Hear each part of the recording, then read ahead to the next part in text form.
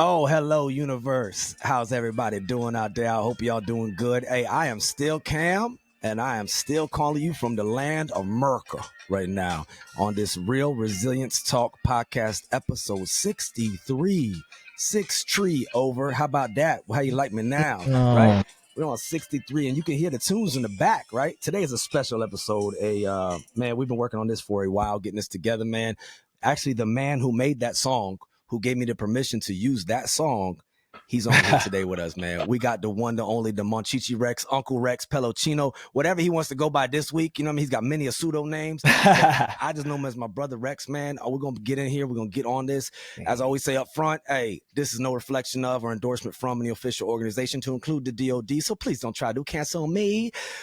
We are representing the First Amendment, so if we defend it, we shall expend it. So here we go. We're going to be relentless with it. So you may hear a bad word or two, but I hope you'll hear a good word, 2 or 3 or 5 or 6 or 7, right? And that's all in just what society calls a bad word. I think it's all about the intent and the level of malice that you speak with. You ain't going to hear no bad intentions, and you're not going to hear no malice on this. This is all just good stuff, but it's going to be real talk, because sometimes we need to just be real to express ourselves fully. So like I say, don't try to get nobody canceled on here. We are sponsored by nobody, baby. But y'all done heard enough from me and what I think about everything. I got to turn it over to my man, one of my best friends, my brother from another mother. I love you, man. He's contacting us today from California, West Side, over there. Hey, turning the floor over to the maker of this song.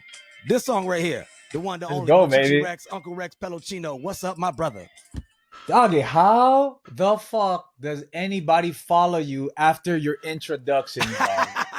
Yeah, right. What the fuck, bro? You should have called me. I should have logged in after the intro, dog, so I didn't hear that shit, dog. Oh shit, man! We're just coming off the dome with it, man. We'll be freestyling over here, man. This what hey, just shout out to Nectar. I don't get no money off them, but Nectar, these little pouches, man, got me a little hyped up right now. So it's for cognitive and caffeine, so it keeps me going and flowing. You talking about like last week earlier, bro? Like I freaking I started drinking caffeine again. And I was like, oh my god, here we go. Here we go. Just in time for the show. That's what I'm talking about. Dog, and before that, before we even started recording, y'all, we had to do a little pee-pee break because of caffeine. But we on here now, man. We in here, dog. I'm so grateful for you being here, dog. I love you. It's good to just see you, because I know we talk a lot. We send each other pictures a lot. Yeah. Nothing weird, y'all. Don't be judging us, okay? But you know, we talk a lot. And so what? Yeah. So what? First Amendment, y'all. But man, thank you for making time to be on here. Thank you. We've been working on this for like 2 years, I think, right? Dog, let me mute my phone real quick so I don't get in. But yeah, dog, it's crazy. Like 2 years, and I finally reached out to you. I was like, yo, bro, let's talk. Yeah, I'm grateful for it, because we talk all the time, but it's different when you talk on this platform, because other people are going to hear us, and that's a good thing, because, you know, like I always say, man, the big reason for this is that if you're 5 or 85 and you're alive, then you know something about the subject of resilience. I don't care what your background is, what your demographics are. You know something about how to push through things, right? And something you say or something another guest says, or maybe something I say, may resonate and hit somebody and hit them and be like, dang, I never thought about, you know, you hear something over and over and over again, but when Rex said it, it hit different. When Cam said it, hit different. When Lisa, when whomever said it. So I'm saying that also as an open invite to anyone else that would ever want to be on this show. I make zero money off of this. I'm just trying to meet people where they're at so you can listen when you want to, and you never know, as much as you don't want to give yourself credit, anybody out there that's humble, what you say may literally make the difference in somebody's whole world. So that's what we're doing this for, man. It's to share it. And plus, there's a lot of people that I love that I can't have conversations with anymore, man. I've had many a cookout conversations, smoke pit philosophy conversations, you know what I'm saying? And they not here no more.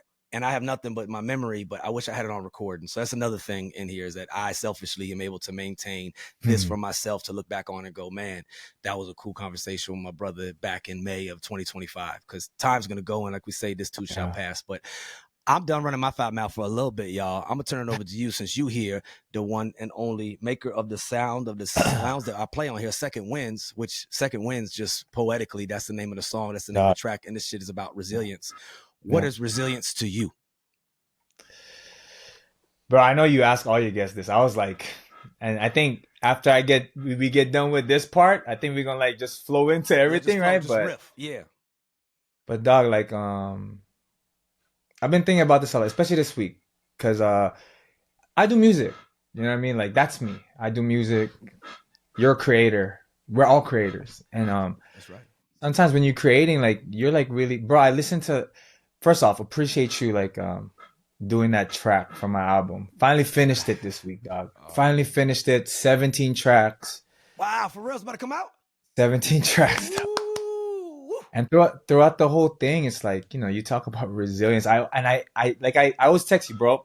It's clockwork. I listen to this track every day, right? Like when I'm working out, I play it, dog. And then that thing gets me going. And I'm just like, you're like, dude, share yourself. Yes. And I'm like, dog, we need to do that every day, no matter how much like we can't be selfish. Like no matter how much like pain you might get from not getting any feedback or getting bad feedback, whatever the hell it is, like you have to keep sharing. And that's right. Resilience, when I think about resilience, it's like I'm a nerd. I play video games, I do all of that, right? It's like a cursed armor. Resilience. It's a cursed armor. And it only works when the right person is using it.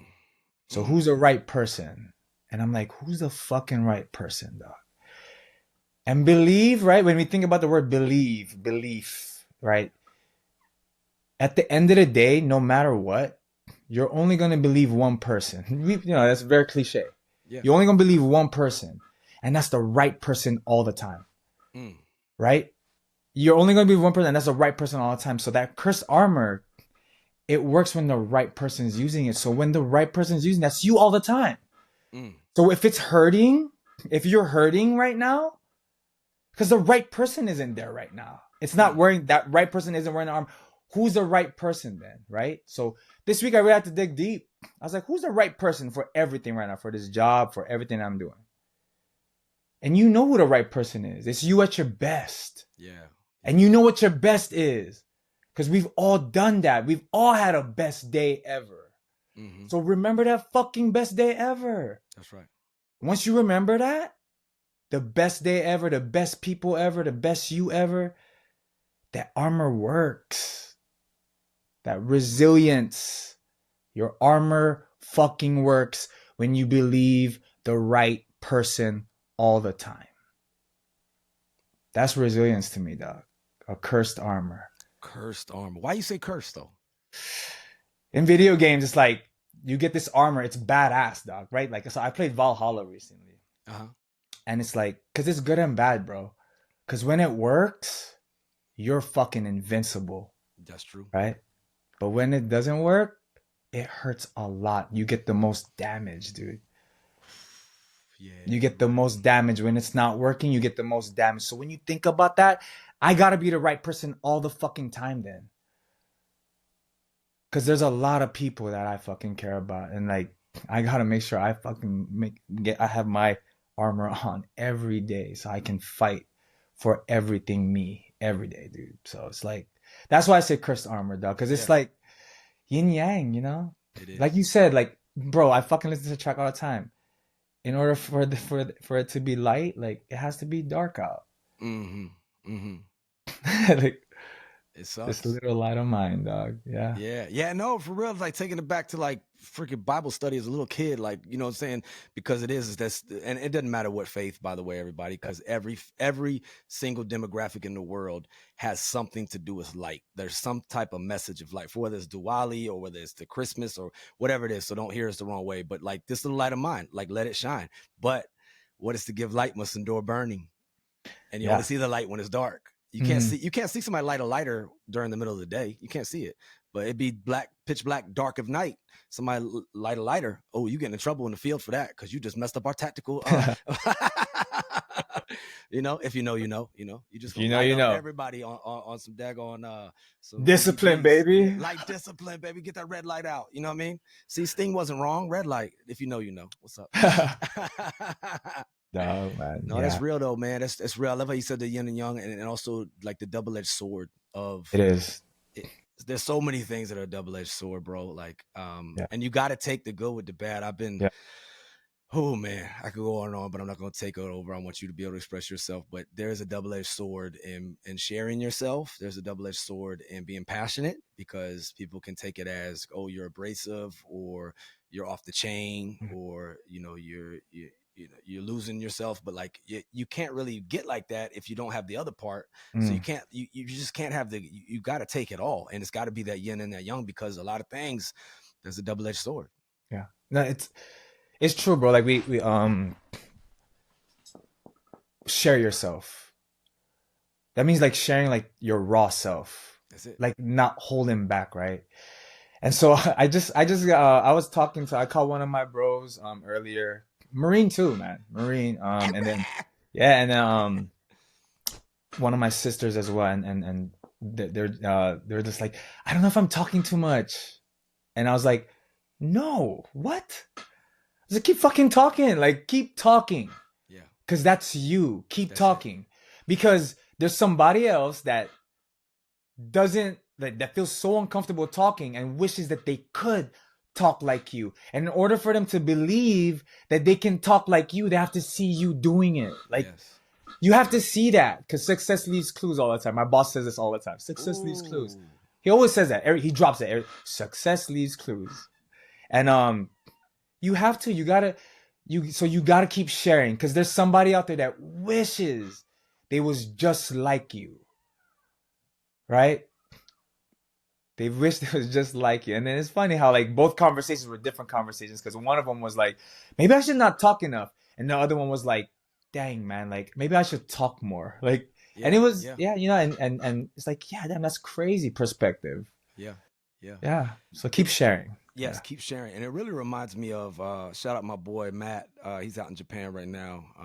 I appreciate shout out Matt. Matt C, man. He's the one who taught me about EFP, extract full potential, right?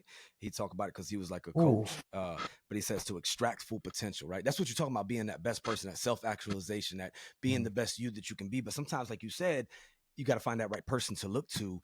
And this is something that he said, and I had to bring up Matt for a second, but he said his mother used to tell him this when he was little. She said, those gifts you got, Matt, they're not just for you. God gave them to you so you could share them with the world. So when you're talking about sharing yourself or sharing things, or whether it's speaking or art or expression or leadership, like success leaves clues, like your boss or whatever, like if you're not being your best self, if you're not sharing yourself, you're not sharing those gifts that you were given, that were not given to just stay with you, right? Like they say, the richest place in the world is not Fort Knox or the stock exchange. It's cemeteries, because we got one life, bro. I mean, until somebody proves otherwise, right? What we're going off of is we got this one life, respect to all people's beliefs. They may feel something different, but at this time, space, you got this life. Yeah. And how much of our stuff do we hold back because we're afraid of what people will say? We're afraid of what they'll think. That we're afraid of the shame or the whatever, or the times when maybe that double-edged sword doesn't work to our advantage and you're perceived in the wrong or negative way. Let them think what they want to think. Let them think what they want to think, because you're going to be a blessing to so many others in your expression. The gifts ain't just for you. Mic drop. Oh. Spoken well from a creator, dog. You know what I mean? Like it, yeah. Oh my gosh, like that's why I got back into doing music again, man, because I was like, dude, I have you know how hard it is when you see someone that you know that has all this talent, you're like, damn, this guy could fucking kill, right? He could kill. And you see him not do it, right? One day I woke up and I said, holy fuck, that's me. Yeah. I was like, wow, that's me, dude. I was like, wouldn't it suck, Rex, if you fucking did not wake up this morning and all that shit you created never fucking gets heard, never gets released? That's right. There's, you write your own and I was like, and dog, I went through this fucking roller coaster like for the past couple years, like where I would be online, not be online, message back, not message back, bro.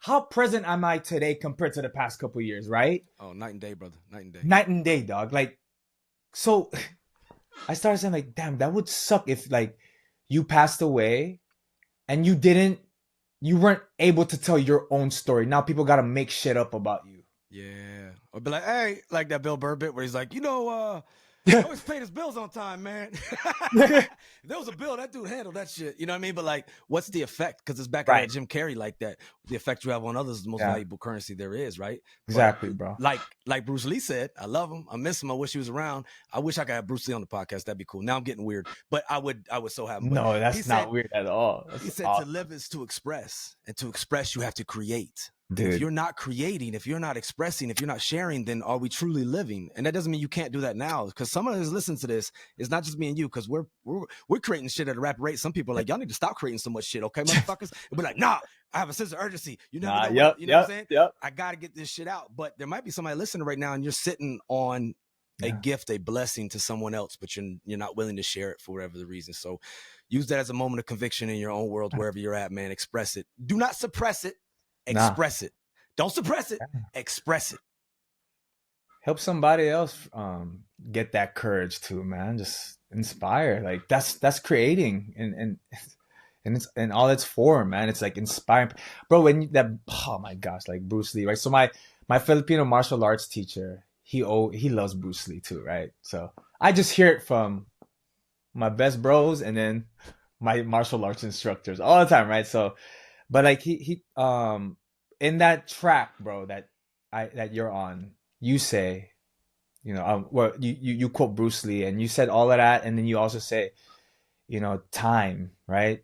If you love life, don't waste time. What's happening right now? You good? There we go. We're back. All right, we're back. All right, there we go. We're back, everybody. I know y'all still listening. They probably didn't even mess up, but we're good. Go ahead. No, so no, like just to make sure we got that. Like you say, if you love life, then you don't waste time, right? So that's like, and wasting time is not creating is wasting time. Right. Everyone's a creator. Like God made us in His own liking, right? So we're all like we're all creators. Yes. Like we're all supposed to be creating. Whether you're creating memories, you're creating time. Man, if you can create time too, oh my God, that's like the most important thing. And the best way to create time is art, because art explains all time. Like, ooh, that's deep. So yeah, create. Whatever you do is art. You loving your kids, bro.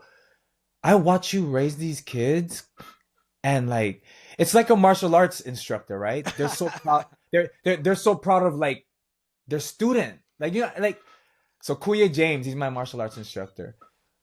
He's like, dude, every week you come back and you're just like, you get better, and it makes me so proud. Like, he's so proud. Yeah.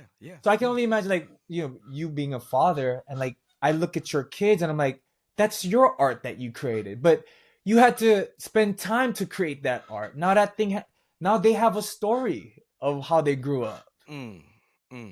And if you don't make that time, you don't create. So you're just wasting time. That's true.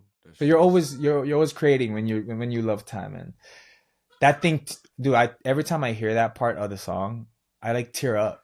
No matter what, dog. I be doing pull-ups. Be like, oh fuck, I'm not doing pull-ups on this part of the song. Like, yeah. Do that little cough. Yeah. Because I start remembering. Yeah. All the times I've wasted.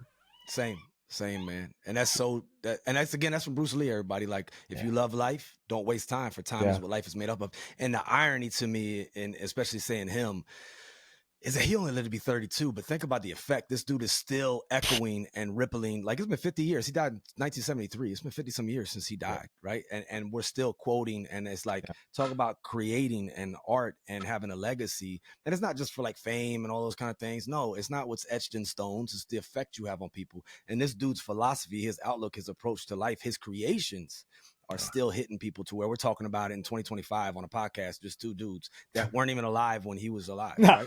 You know what I'm saying? It's deep, man.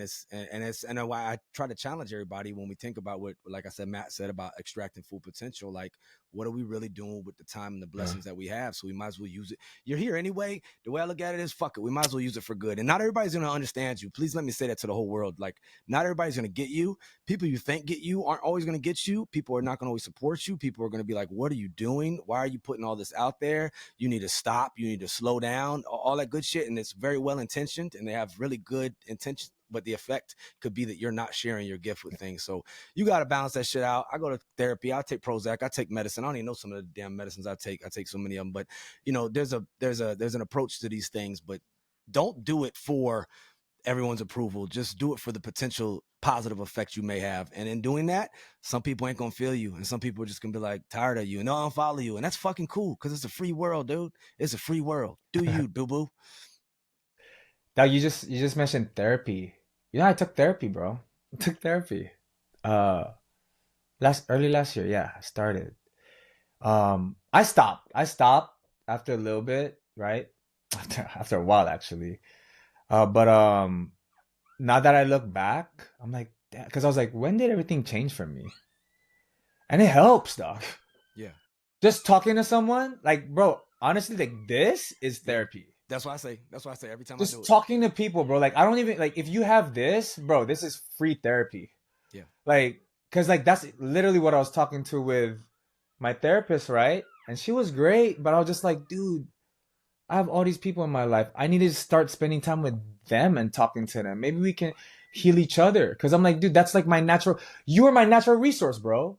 Oh, that's deep. Not the, that's like, we treat the grass and all that shit like, oh, I gotta go get grounded. I gotta go fucking bare feet on grass. Nah, call your loved ones. You're my natural resource, bro. I was like, if I can get that therapy, if I can get grounded from my own natural resources, why not? Why not? And why not? You are, bro. That's why, like, my man, I'm 40 now. And my mom, the biggest quote that she always drops on me, she goes, you show me your friends, I'll show you the man that you become. Ooh. Yes. And so my whole life, bro, I've been so picky. I don't know if it's the Virgo in me, right? But I've been so picky on what natural resources I keep around me, dog. Yeah. And that's why, like, I need people like, when you're talking about, like, slowing down on content, right? Fuck, we all go through that shit. You're like, maybe I'm being overboard. You're like, yeah. And then you're like, no, fuck that. Just keep creating. Yeah, fuck that. Just keep creating. I have a sense of fucking urgency. When you said that, I'm like, dog, we spitting the same shit. You could have wrote the whole album I wrote. That's why we on the same freak. That's why we talking. That's why, like, I just, like, my buddy that I was talking to earlier today, I said, bro, if you have not heard from me, it's because I cannot leverage energy from you, dog. And deep. I don't mean it in a bad way if I disappear on you. No. Maybe I'm working on me too. Because I disappeared for a while. Yeah. I did my own freaking Da Vinci, got lost in the cave, came back, and then said, hey, this is me now. I worked on myself for a little bit. Guess who's Bazak? Yeah, you know? Scarface. So yeah, it's like we need each other. And we're each other's best natural resources. And right now, we're all here trying to look at other fucking places. But it's like, dude, sometimes your natural resources, they've been around you, man. And you just gotta pick which rocks is like the ones you want to keep in your jar for the day, man. And no, for real. Yeah, real, man. It's a holy word, man. I say it often. I've said it often on here, but be careful with the F word. Yeah. People go, oh, they get all nasty. No. Be careful who you call friend. Yeah. It's a holy, holy, holy word, man. Yeah. And your mother's so right. And that's the same thing Jim Rohn has said years ago. Like, you show me the 5 friends that you hang out with, I'll show you your future, because they make up the omelet of your future. You know what I mean? So it's like, it's hard to balance though, because you also you want to pull other people up, but if they're pulling you back, you got to be careful, man. And it's really important that I was listening to Alicia Keys say it. She was on I think Jay Shetty. She was on her podcast, but she was saying, like, as she's gotten older and she's in her 40s now, like, one of her biggest priorities is to protect her energy. Like, she doesn't just give it to everyone. Like, she's like, okay, yeah, like, we're cool and you be cordial. You don't got to be rude, but like, if I pour into you, I'm pouring out of me, and I can't give it to something or someone else that where it may be needed. But bro, you just dropped a bomb on me, man. Human beings are natural resources. Like, that's so deep, dude. And that we all need each other. So you gotta be protective and conscious of who you're giving yourself to. And that's not a diss. That's not like, I don't like you, I don't love you, I don't care about you. No, it's just like, right now I'm in a fragile state, and I gotta protect my time, energy, and attention. I got to protect that shit. But you talking about therapy, you talked about a few of these things, you talked about music, we've talked about, obviously, I think anybody that's listened for the last 24 minutes can see that we love each other. We have a strong bond. let's let people who know you are as much as you want to share, but your background. What's your background, or what brings you to today, brother? Dang, man, that's so crazy, dog. Background. What's your backstory? 40 years old. I'm from Hawaii. Hawaii. So I found this out like a couple years back, like not that long ago. But they was like, yeah, dude, like your dad ended up in Hawaii because your grandparents migrated from the Philippines to Hawaii to work on the sugarcane plantations. And I was like, holy crap, I didn't even know like my dad was a plantation baby. I was like, what? You know, and so like and if you know if you're from Hawaii, like the sugarcane plantations is like that's where the culture started. Like the Hawaiian culture started like well, Hawaiians is the Hawaiian culture, right? But then like what this culture you see today on the island, that mixed plate culture, all start from the plantations, man. You know, all the different Asian heritage, Irish, Hawaiian, you know, everything. So it's just like it's really cool to hear that. And I'm just like, well, so yeah, I'm from Hawaii, but my my roots is from the Philippines and my mom. So my my dad passed away when I was really, really young. I was four. I was four. Marvin was two. We barely remember my our dad. You know, I still hear hints of his voice. And usually it's because my mom says like we sound like him. So it's just like that's about it. But my mom raised us. Filipino immigrant parent. I come from that. So my whole life I seen a front row. Dude, that's why when people say like, dude, you're nasty. Your work ethic is sick.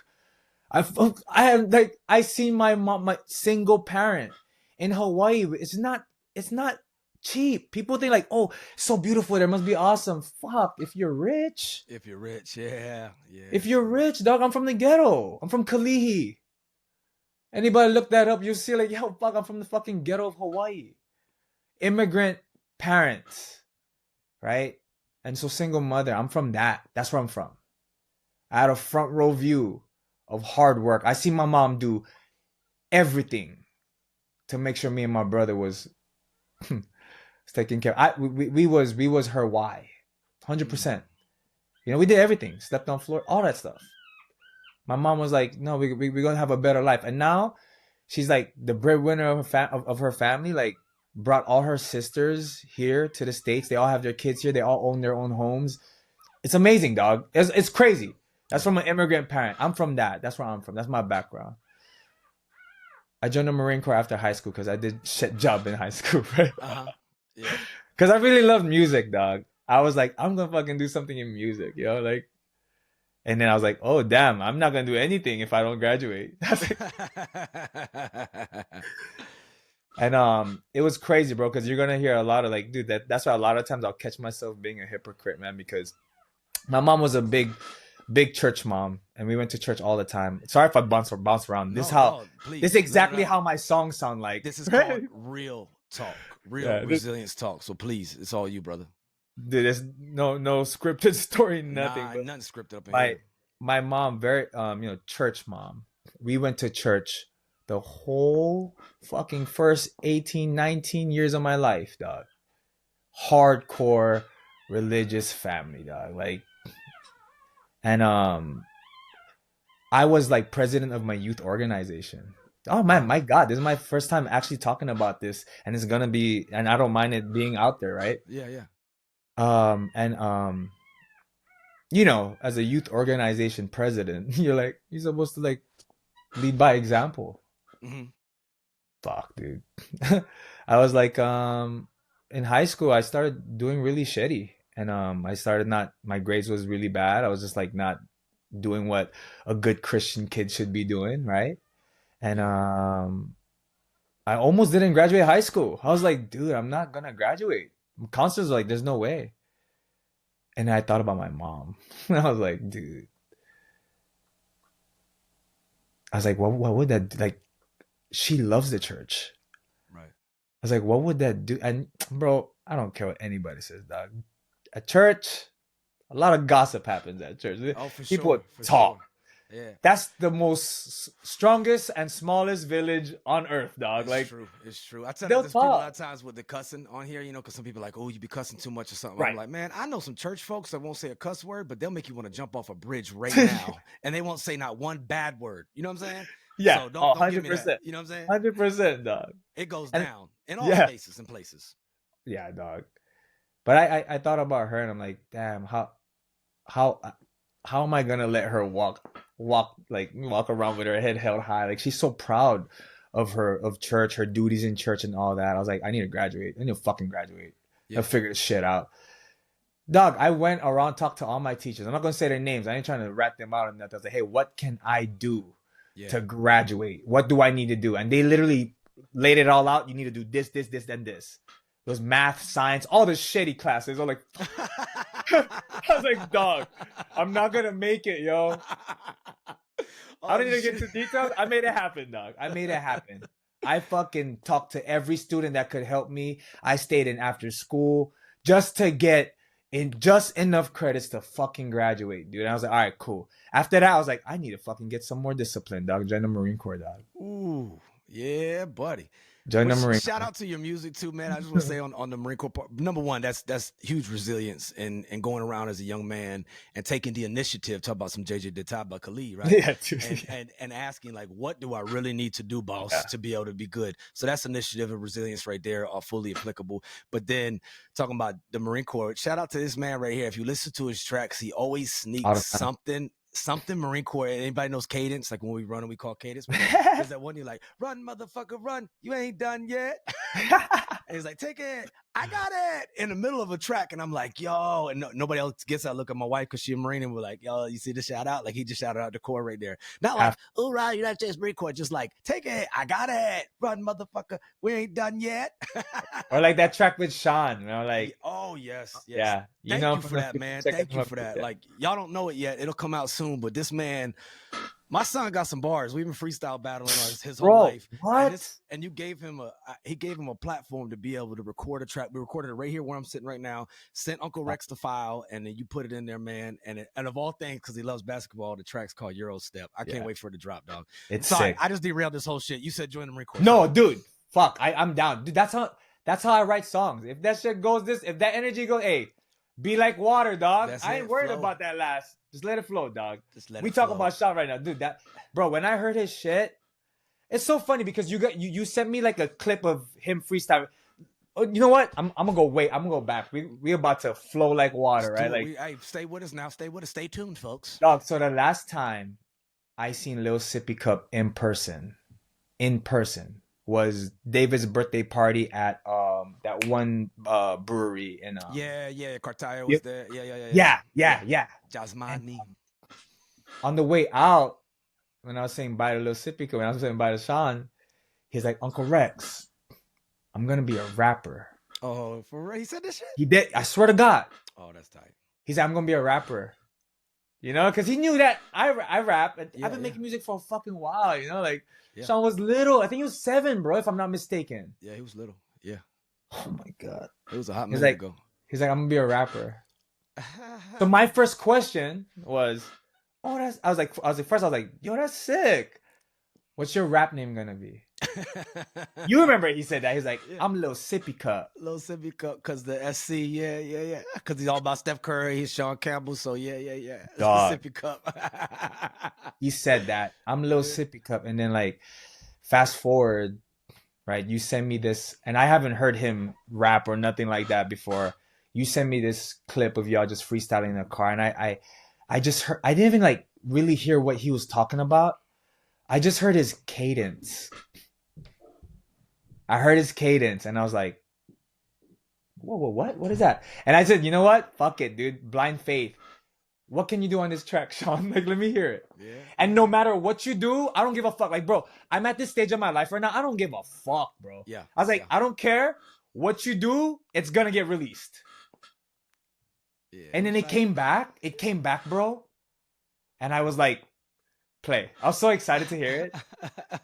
And then when his first verse came out, I was like, what the fuck did we just find, dude? Yes, yes. No, that's the gift right there, and that's why I say thank you, man. And I'm gonna get Praise. personal here because I think we say leadership is like, okay, the influence. Leadership is accomplishing the mission and welfare and all these kind of things. But I really and I have I had a colonel of mine. I love you, Colonel Brandon. I served with him, and one of the things he did, which is what you did in this situation, is you enable someone else to be their best, right? You allow them to be their best, and you give them rudder steerage, but you allow them to be. That's leadership, is bringing out an EFP, extracting the full potential out of someone. Had you not done that, like, I mean, just the level of confidence or just the art that is now created. I used to freestyle. I used to write down rhymes and stuff and rap battle, all that stupid stuff, and lunch tables and all that kind of stuff. But like, I never had the equipment. I never had the things to really record a track. Right. Mhm. My son's not even 16, and he has a track recorded with a actual producer and an actual artist in yourself, because you were labeled, and you didn't give him nothing. You didn't say this on the bar, do that. You give him the beat and you said, do what you do. And that to me is leadership, like, because you're allowing someone else to be their best self and you're helping them extract their full potential. And if so be it that you also make a good track at the same time, well, that's great. That's a win-win, right? Mm-hmm. Right. But it's like what Nick Saban talks about how he is with the players, about the process and the play-by-plays, and if we take care of the play-by-play, then the scoreboard takes care of itself. Like, you ain't got to worry about winning the game. We're going to win championships. That's going to happen. But play by play, I'm going to try to set you up to where you do your best and I enable you to bring out your best. So you did that, man. And I just thank you. Thank you, bro. No, thank you. I was just like, I remember texting you like, hey, I hope mom and dad cool with him just saying whatever the fuck he wants. This is like, yeah, dude. Yeah. First Amendment, dog. As long as there's nothing hateful or you trying to create division amongst people, I don't care what you say. Just nothing hateful. You know what I mean? And I think but we gotta be fucking real, dog. Whether it's our past, our present, our future, we're all fucking, I talk to groups a lot of times, and I'm gonna go off on a tangent right quick, and people go, well, he yelled and he cussed. And I'm like, yo, you know what really offends me, dog? Is people not living to their full potential. What offends me is people dying by suicide. What offends me is dead bodies and broken dreams and broken promises. That's what the fuck offends me, not a fucking word. What offends me is when people can't be their best, or they choose not to because they're trying to walk about it the right way. They're walking on fucking eggshells, or they got muzzles on their fucking mouths because, well, we can't say it like that. We can't do it like that. That's what the fuck offends me, is not people not living to their full potential, not somebody yelling. If you take it like that, then that tells me you got a problem, not me. You got a problem with what the fuck is being said. So if you're offended by a fucking word, what offends me is lazy ass fucking leadership. People not trying to help their people. That's what offends me. But we ain't saying shit about that. We just go ahead. Let's keep promoting them. Let's keep bringing them in. Let's keep next man up. All that bullshit. But all the while, they can't leave their way at a wet paper bag because they're too fucking scared to be real. So I say, let's be fucking real. So in the part of art or the part of anything, to me, as long as it's not hateful, dog, I say express that shit. Because if not, you're going to suppress that shit. And that shit ain't good for nobody. We done seen that happen a time or two with many of people, to include ourselves. I'd rather the rest of the world hear you and I curse than anybody else. Because I know even if we curse, we're great people. Yeah, good humans, 100%, dog. Oh, like, I'd rather have someone else. Evil. I'd rather have someone else hear me curse. I was like, dude, if they're gonna hear a curse word, I'd rather they hear it from me. Amen. Like, because I fucking give a shit about you. Sorry. Because it's said with no malice. Yeah. Like, come on. And it might not be what you want to hear. Ridiculous. Right. Exactly. But it's not gonna be something hateful. It's gonna be something that is real. And that's what we need, man. I think we need that in our culture, but we're so fucking scared to be real and to truly, like, I mean, my man, Garrett Biss, shout out him, man. Great dude. He has a TEDx talk about the veterans about the trauma that all veterans face. It's like a 10-minute long TED talk, but he talks about, when we leave the ranks, or even while we're in the ranks, depending on the billet or where you get put, like, when you can lose that keyword CAM, that's how I remember it because I'm a narcissist, but connection, authenticity, and meaning. Like, you need that authenticity. And if I can't be authentic, like, what are we doing? You know what I'm saying? And it's like, and with that comes maybe some bad words. And with that comes maybe some rough tones, or maybe some not so perfect days, warts and all, right? You know what I'm saying? So it's that unconditional love, but it's real. And that's what I think that's what we lack in our society, man. I think I heard Tony Robbins say the other day, he said, we're in the information age. We are overwhelmed and inundated with information, but we are starving for wisdom. Oh my gosh. You know what I'm saying? Dude, that guy still hits. Starving for wisdom. We got all this information, but we ain't Still got hits. how much Because we that's got left of different. wisdom. Yes. That's different. That's way different. So different. Wow. So different, dog. It's damn, I know Tony. Tangent around. Yeah, Tony's my man, dude. I love. That's Tony. why he rich, dog. but I love Tony because I think he's legit and I think he's genuine. Yeah. And the thing is, he understands the psychology of taboo language. That when you say fuck, it gets people attention real quick. So he'll throw that in there every now and then. Not just fuck, right? To just be vulgar for no reason, but there's a point of emphasis, and he knows the taboo because people that are like, whoa, what did you just say? And they listen. But if he just over there with a teleprompter, just and actually, everyone, we need to try to be our best selves so we can better have human flourishing. Shut the fuck up, man. Change your slide. Next slide.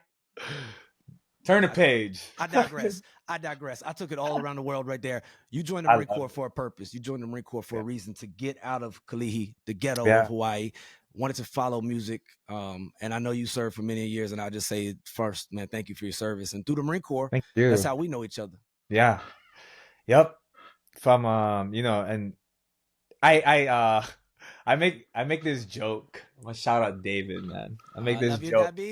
I said, if you look at all my friends around, like I was just like, I make a joke, like you'll see a tattoo, like you know how like they have like the approved by the, what is that, the like all the meats in the grocery store approved by the FD, whatever. Yeah, approved by the FDA. Yeah. You'll see that. You'll see David's initials on our arms, like approved by, because I feel like we all kind of synced up because of Dave, It is. He's a link, man. He's a link, dude. He's like he is like the link for real. He brought all of us together, and so. That's how I met you, and that's through the Marine Corps. We were instructors over there in 29 Palms, but that's how I met you, and it's just like so crazy full circle. Because bro, every time I think about where we started our relationship, right? I know David introduced me to you, and he introduced you to me, but the day I think about all the time is the day I turned on Pro Tools and we said, bro, let's just chop it up. Remember? Oh, yes, I do. Yeah. I said, I got all these mics. Let's just turn it on. Let's just record us talking. Just talk shit. We're just talking shit. And bro, I still remember that night because like, we were talking so heavily about validation. Yeah. Cause I'm a big validation junkie. And so I like to think like, I know you because of validation, dog. Yeah. No, it's real. Yeah. And shout out, man. I love you, David, man. Yeah, dog. Uncle Benny, my baby. I was just at his house yesterday. It was Raiden's birthday party. Oh. And, we got in the 360 camera stuff and everything. I'll post it. You see it. Yeah, I'm gonna see that. The big boy. Yeah, all his homies, dog. Yeah, it's like watching a little David. I love him. Yeah, little Raiden. Yeah, man. Yeah, I love that dude, man. And you're right. I was in a dark place too, man. When I met you, dog, like I was in a fucked up place, man. And I just thank you and Jess and David and everybody else and Marv, man, because when I would come to see y'all, when I would drive 3.5 hours away from the man, I was in the Hills Have Eyes land of California. I was in the desert, but I would ride down to San Diego, man, and just be able to be me. It was so nice, man, because I wasn't able to be authentic. At least I didn't feel as though I could be authentic where I was, and I didn't have my family because I was geo-bashing. And just anybody out there that if you're listening to this and you have a friend or somebody that seems like they got it all together, right? But if they're not near their people, reach out to that person, man. Try to do what these people did for me. They brought me to their house. They said, let me stay there for the weekend. Y'all be tired. And you know me. It was back when I used to drink too. I'd be up all night long, running my fat ass mouth and shit. The black and mild. Oh, man. Yeah, dog. Yeah. Come on, man. People say, why your voice so raspy? And I'm like, well, I smoked black and mild since I was 12. So that didn't help. But I don't know anymore. But, man, y'all gave me a place of refuge. And then, I think what you said about the validation and what I said about connection and authenticity and meaning, y'all gave me that keyword, Cam, that connection, authenticity and meaning.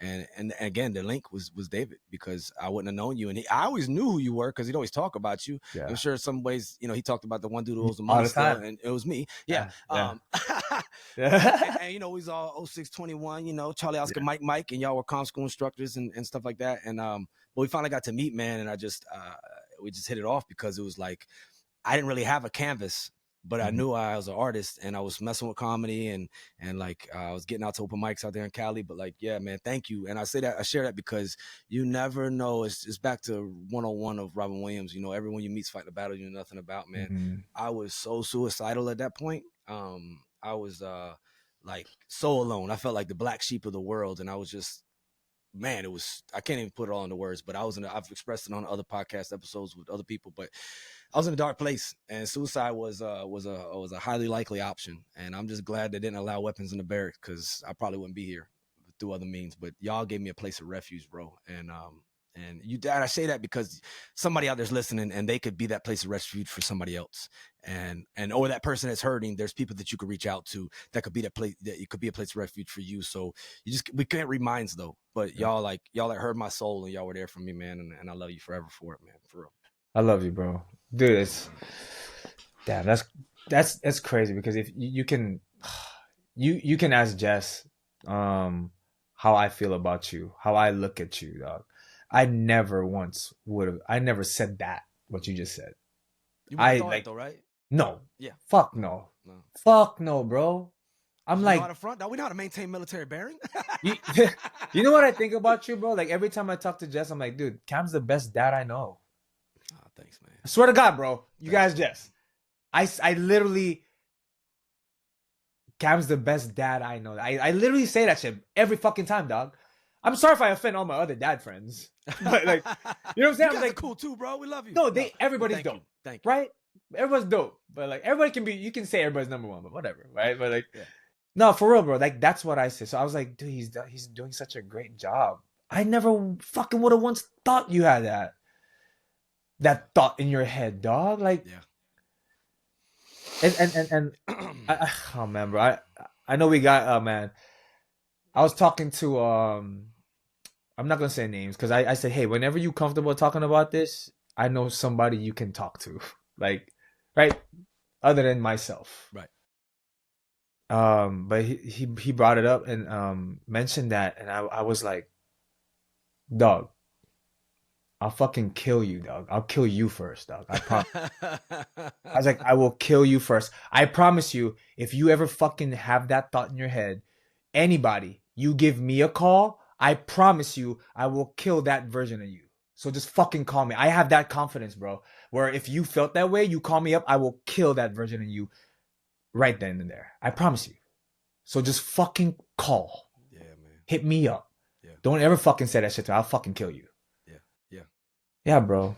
Yeah, it's real, man. I love you, brother. No, that's too, man. Real, but y'all didn't even know. But y'all, you know, and that's not like you didn't take the time to notice. But like we know how to. I mean, whether it's because we're Marines or veterans or whatever, like we know how to set our shit aside and put on a front. Like, you know, like we just know how to do it. We train for it. We're good at it, man. Like we're actors in the play, all of us. And that doesn't mean we're fake. That just means we know how to act right in different situations. And I definitely knew how to front and be like, yeah, but you know, to the point of what you just said, there's an organization called Overwatch Project, and I wear their bracelet. But they say what you just said about, you know, just fucking call. Like if you need help, just fucking ask. You know what I'm saying? Just fucking ask. I was just giving a plug. I get no money off this, but just, you know, send me their link, bro. Somebody might need a good resource, and those are genuine people that really care, man. That's awesome. Y'all was that for me, man. But like you said, like fucking call, fucking ask, because you don't know sometimes, and we don't know how good we are at fronting sometimes. Yeah. You know? Talk, bro. Just fucking, like you said, share yourself. Yeah, that's part of it too. Yeah, people forget to, like, we forget to share ourselves sometimes, and then like, because you think you're weaker when you share yourself. Fuck no, it makes you. I promise you, when people see other people sharing, because I know I used to not share. Yeah. When I used to see other people sharing and I stopped sharing, I used to be like, damn, they're fucking so brave. Right. So fucking share. Yeah.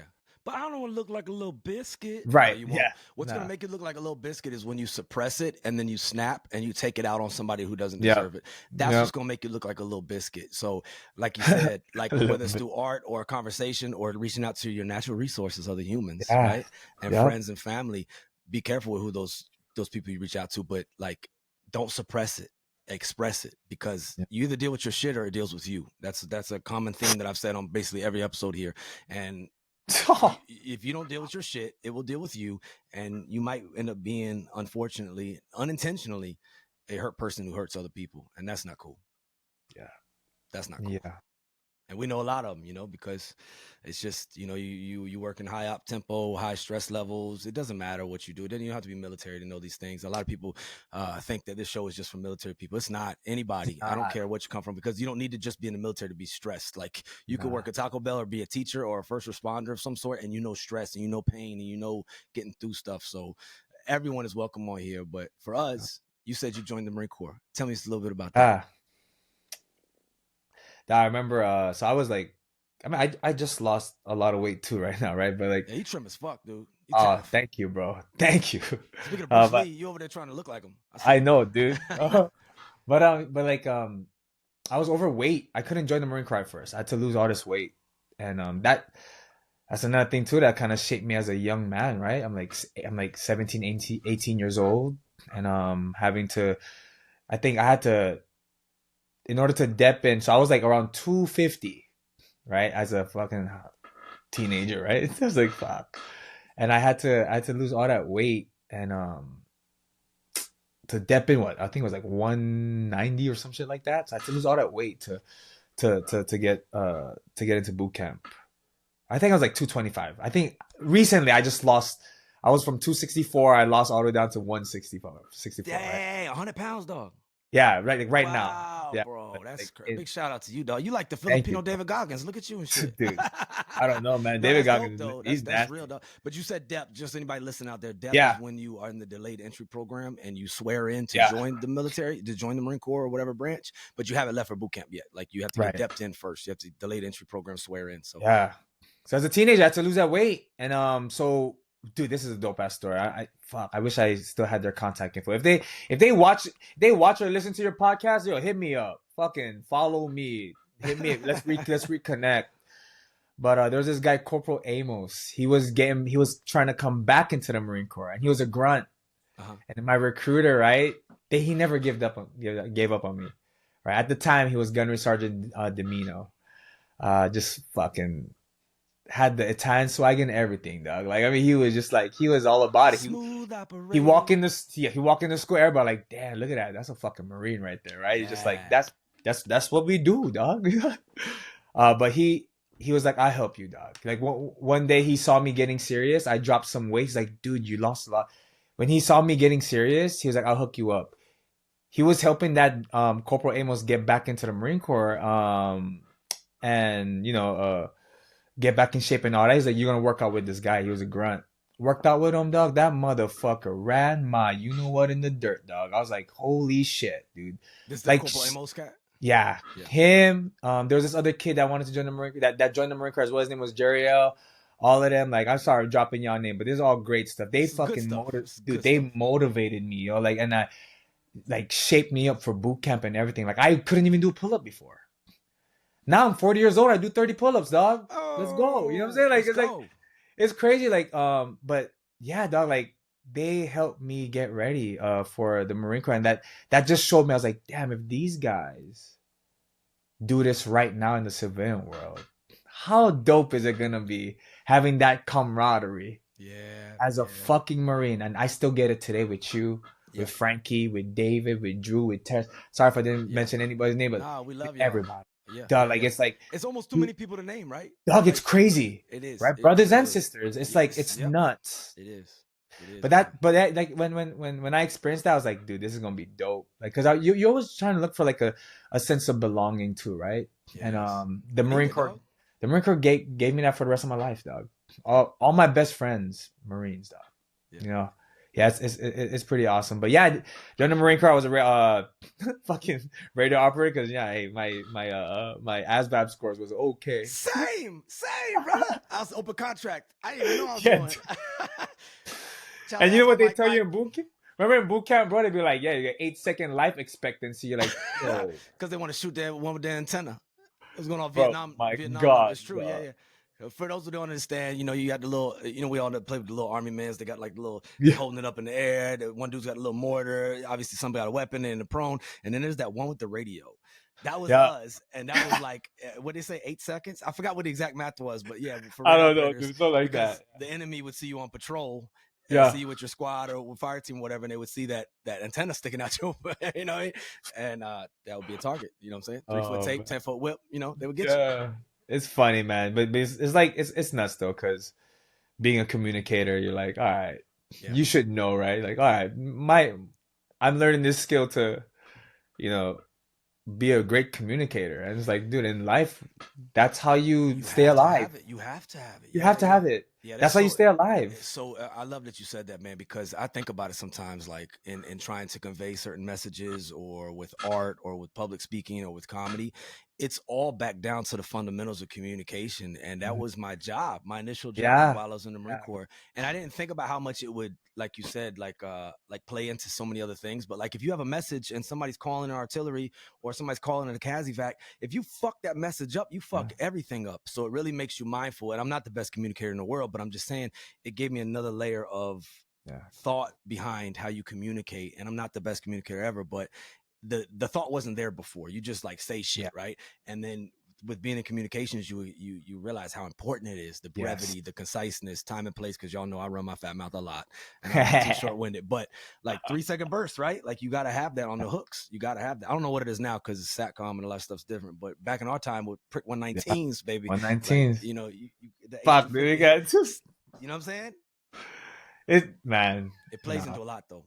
It does, bro. It does. And like, I'm the biggest pogue out of all of us. That's right. Well, I put the OG in pogue now, baby. And like, that's one thing I still got from it, where it's just like, no, you like your communication is so important, dude. Like, and words too, right? Like words is so, dog. Like we're all selective listeners. Yeah, that's facts. We're all selective, bro. I don't care what anybody. That's why I said that earlier, where it's like, at the end of the day, you only gonna believe you anyways. Yeah.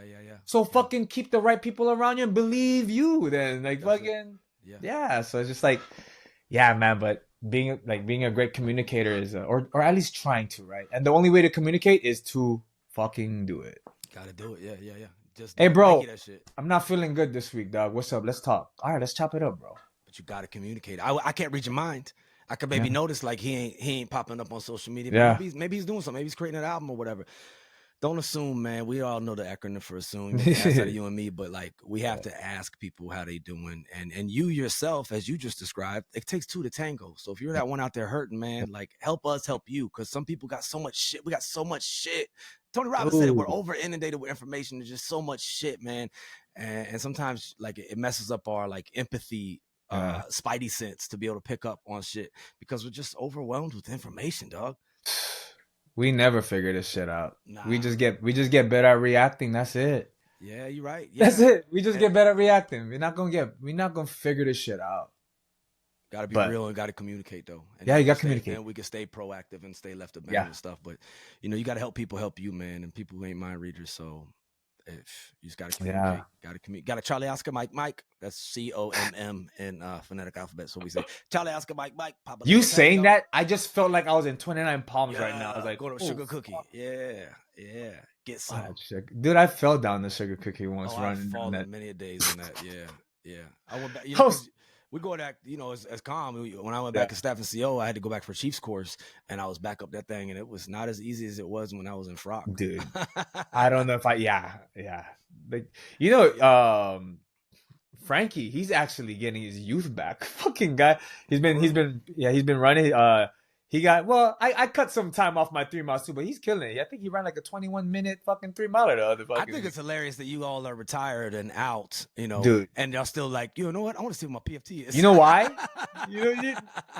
you know what it is too, bro. It's like I said, the people that I keep around me, right? My natural resources. How many times, bro? Like even when I was Ghost, you would send us a video of you like just running and talking to us.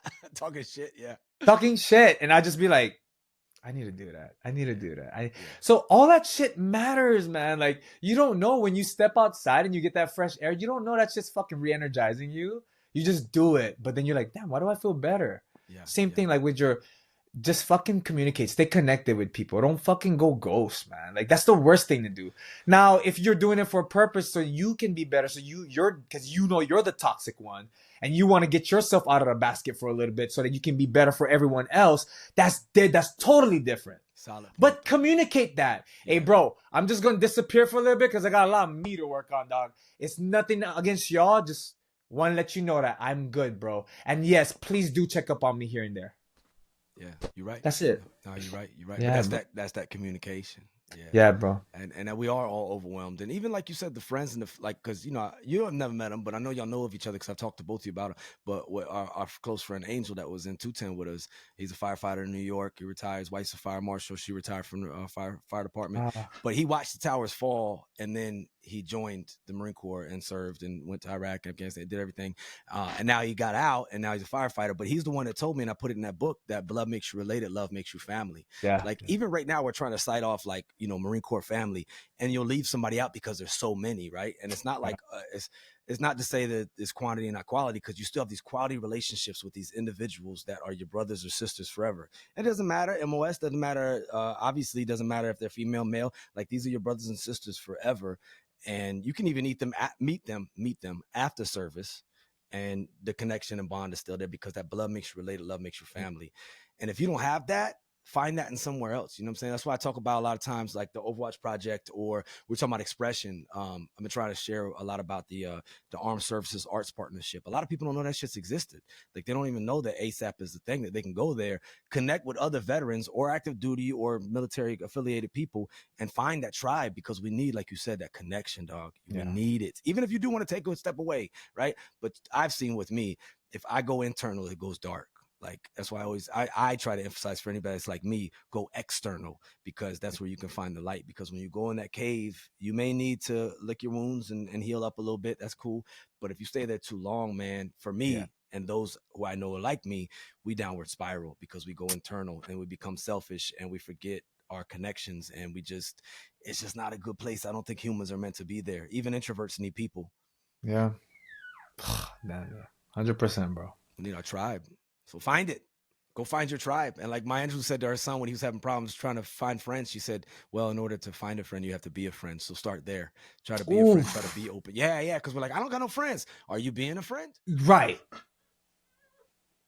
What? That's crazy. Yeah. Be the person you want to meet, dog. Like fucking. Ooh, yes.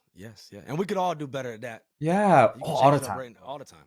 Dude, I was I tell everybody, I was like, dog, I am so glad you cannot fucking read what's on my mind, because you would fucking... I'd be committed. Dude, oh my God, dude. I was like, but it like, just like from talking to a lot of people and like, because communicating now, it's like, dude, perspective is gold. Yes. So it's like, I love gold. Right? So it's like, I just like, now I love talking to people and just hearing what their stories are now, because it helps me understand my own thinking. Because like when I was talking to someone earlier today, and he was saying, no, I'm like this, I'm like this, I'm like this. And then in my head, I'm like what you were just saying right now, bro. And I'm like, dude, all I see when I think of you, dog, is that's the fucking greatest dad ever. Like, like, but to me, like, I don't see that. I'm like, we're so much in our head all the time where we don't know that. And the only way you're going to hear that is when you talk to people, dog. Dude, no, this is how I see you. Bro, like, that's why I started recording myself a lot. Because what you see on camera is different from what you see here, dog. All the time. Amen. I watch it. I watch watching my own replays. I treat it like a fucking sport, dog. It's my franchise. My life is my franchise. It's true though, it is. I have to make sure I'm a fucking Virgo too. I'm like I gotta make these adjustments if need be, right? So it's my franchise. I learned that from my boss. I'm not gonna steal that from. He says treat it like a franchise. Every move you make has to matter. The people you talk to, the people you meet with, everything has to count. And if it doesn't, you adjust, right? But like, yeah, dog, like when I watch these, like, especially like with Filipino martial arts, when I'm actually doing it, in my head, I'm like, damn, I'm fucking up. I'm fucking up this, I'm fucking up that. It's just all, just hate. I'm just beating myself up, dude. Yeah. And then I watch the playback, bro. I look amazing. Yeah. I do that. What is that stick shit? What is that called again? It's called balintawak, bro. Balintawak, but it's Filipino eskrema. Bro, It's it's so Felipe's, tight. But you be Flamenco a flowing with it. Like you talk about cadence, it's just like it's there's an art to that. Like it's It's obviously martial arts, but it's crazy. the way you and the I see you and Thank the you, instructor bro. like flowing, and I'm like, damn. I feel like I'm Thank watching you. like a training montage from like Bloodsport when he was like hitting the little, I forgot what it's called, the Oki or whatever, when you're Yeah, doing the yeah. machine. I I'm feel like, like Van Damme did it. That's what I tell flowing. everybody. I'm like 8-year-old life, just living my dream of being Jean-Claude Van Damme, dog. Like I wanted That's to be him so bad when I was growing up, dog. I was like, yeah, it's I true, still dog. can't do the splits. Yeah, I can't do the splits neither. Yeah, Yeah, but we could definitely get some of them hammer pants that he was rocking. yeah, A little white and a little Well, that's not. It's not called that no more. It's called a husband cuddler. I think they call that shirt. Is that what they could? It's not called what it used to be called. It's called a husband cuddler. Cosmic color. That's awesome.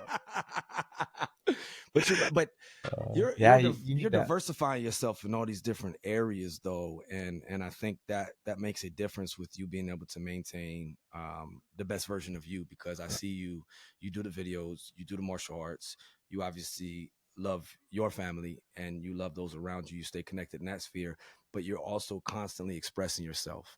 And I don't know, I think that makes a fucking big difference in the quality of who you are. And losing 100 pounds in the last how long? How long?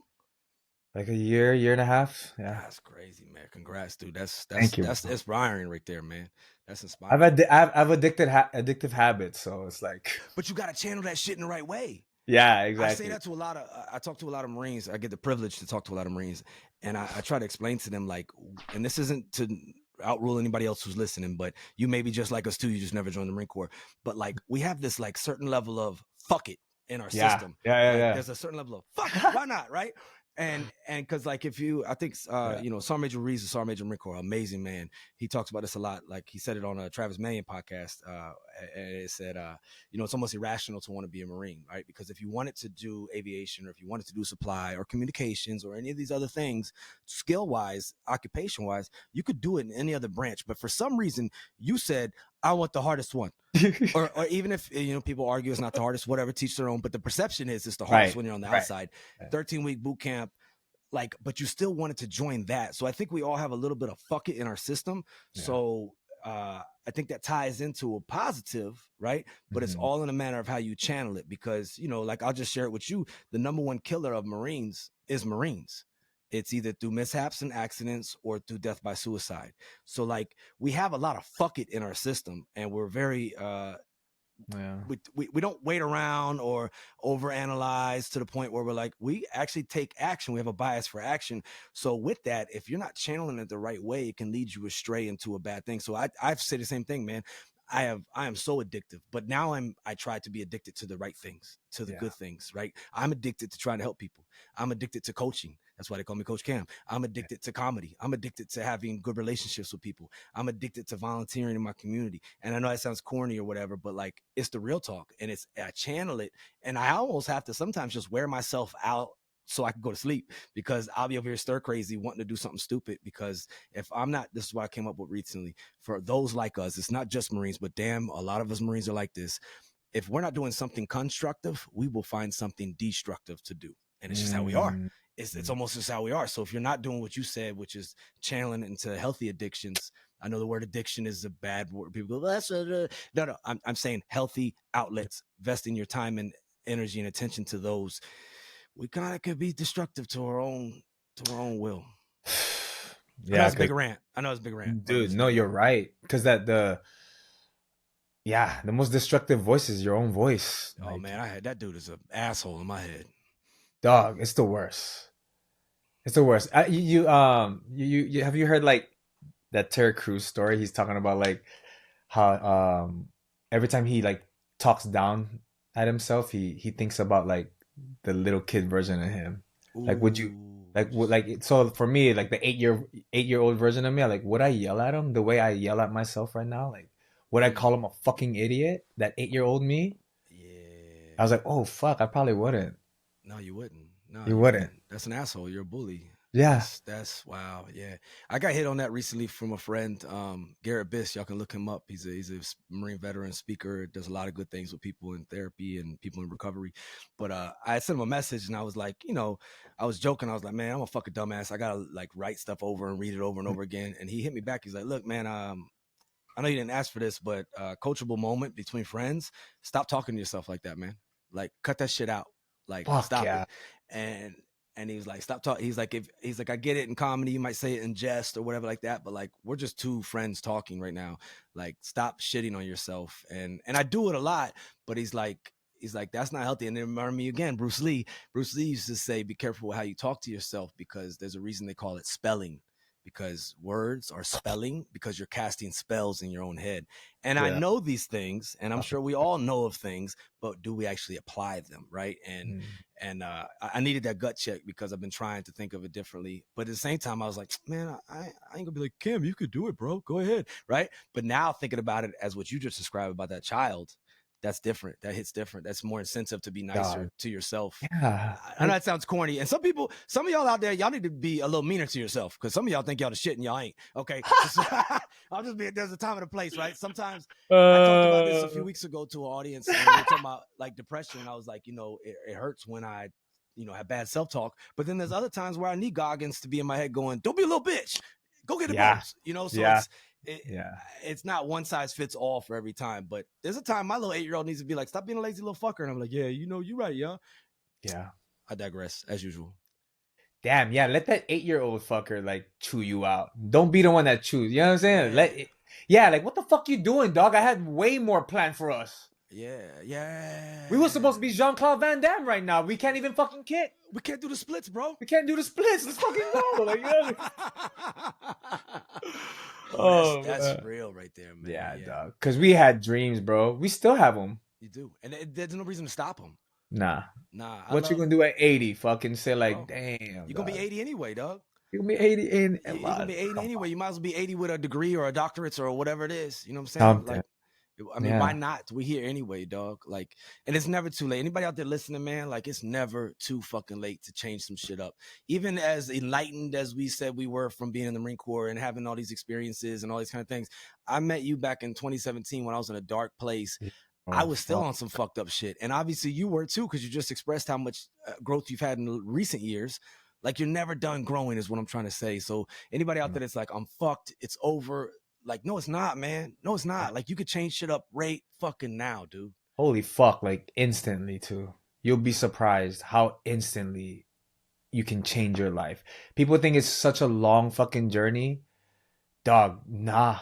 It's not. It changes like that.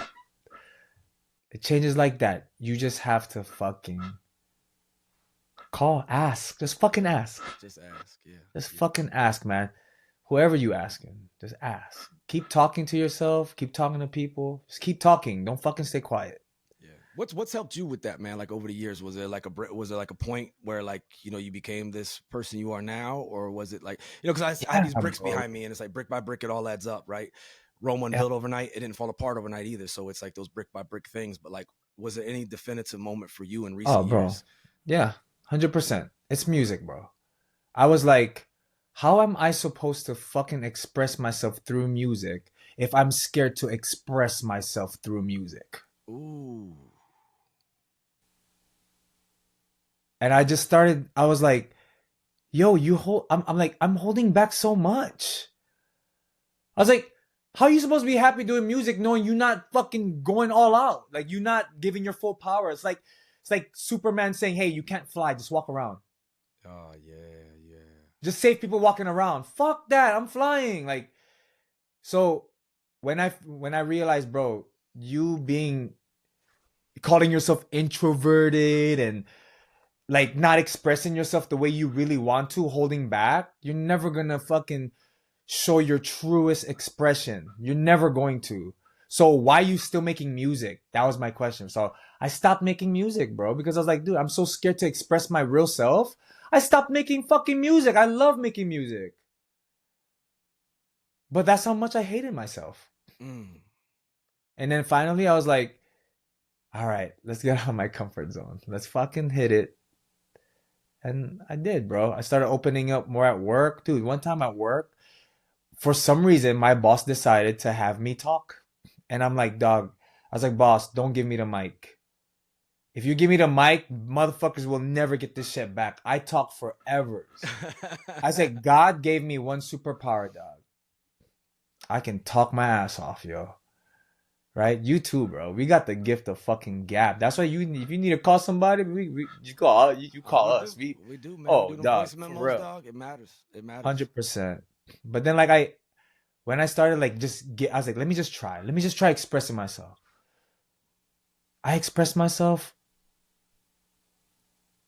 There's more people that talk to me now. Yeah, because they resonate with you, right? And they feel right. They're like, damn, he's like me, because yeah, we are more alike than unalike as human beings. Shout out Maya Angelou on that. We're more alike 100%. than unalike. And when you share your true self, people go, oh shit, Oh you shit. too, or like back to what you we were talking too. about earlier, or the front you part too. of it, like I didn't know you was like that too. You know what I'm saying? So it's like, yeah, because we can't read each other. Nah. I have to know what you're into. Like you gotta express yourself. So yeah. When I did that, bro, and I started seeing, oh wow, like even expressing my beliefs, right? I was like, yeah, I believe in God. Right. I talk to God every day. Every day I talk to God. We're homies. Me and God have our thing, man. Like when people knock on the door, or like, dude, me and God, we got our own thing, dog. That's how special I am to God. We have our own sessions. We good, right? Yeah. Talk to him every day, man. So it's like, yeah, dog, like you have to express yourself. So you have to I talking about God with other people. They come to me and they talk about God. Dude, I didn't know you were a believer. And what? Now I'm talking to people that this whole time for the past couple of years, I thought people gave up on God. Right. Yeah. Now I got people telling me, no, I'm still here. Yeah. What? Yeah. But you're not gonna get that unless you express yourself, because you can't expect me to know what you're going through, what you like, what you do. Nah, we're supposed to express that. Like we gotta share that with each other, and that's why I love it, bro. Like I hop online. I am so happy that my feed is your posts, because not a lot of us get that on their feed, bro. And I am so fucking dumbfounded. I'm like, dude, this shit needs to fucking go viral. I was like, what the fuck? I was like, why? I was like, why is it only ending up on my feed? This needs to go on everyone's fucking feed. Yeah, I appreciate it. It does, bro. Because like, really, if that communication, everything, I am so glad God is working on my algorithm, because I got the right people showing up on my feed, dog. Dude, I promise you. I don't get, bro, I promise you. You can ask everybody that talks to me. I don't have bullshit on my feed. I swear to God. I don't either. That's why I get mad when people say social media is like so bad. I used to look at it like that, but if it's bad, you're liking shit that's bad, you're feeding that algorithm. But yeah, I totally agree with you. Like my shit is like nothing but like positive memes, and then obviously close friends and family like you. But most of it's like positive, like hustle type shit, like philosophical type stuff. Like if it's bad, I just be like mute or unfollow, or what do you do? Like you do a dislike and it won't come up again. But because they just want hits no matter what. So it's almost like guns, right? Like guns aren't bad. It's how they're used. All the different things that you can use a weapon in the wrong direction, right? Like a car could drive somebody to see their long lost relative. A car can also drive through New Orleans on Canal Street and Bourbon Street and kill a bunch of people. So it's all how you use it. So I totally agree with you, man, that like no bias in saying I appreciate you saying it, because for me it's validation, because there's a many a day, man, for me. And I'm sure you go through it too as a creator or somebody who puts art out. Like you're like, man, is this shit even mattering? Is this shit even like fuck hitting? yes. You know what I'm saying? Is this shit fuck even yes. like? Just keep fucking putting it out, bro. There's other people that love you, and there's people that care about you that are like, yo, I think you post too much. Like I think you, and I'm like, and I had a mentor of mine. She came to me and she was like, do you think you're really like one post, one brief, one podcast away from like saving all these lives or whatever it is? And I was like, maybe. Because that's that sense of urgency, and I'm not bragging on myself. I'm just saying I'm like, we all want that million-man march of, oh, I impacted this many people. Like you want that. Our egos do, right? We want to be Dr. King in a sense, right? We want to helping people.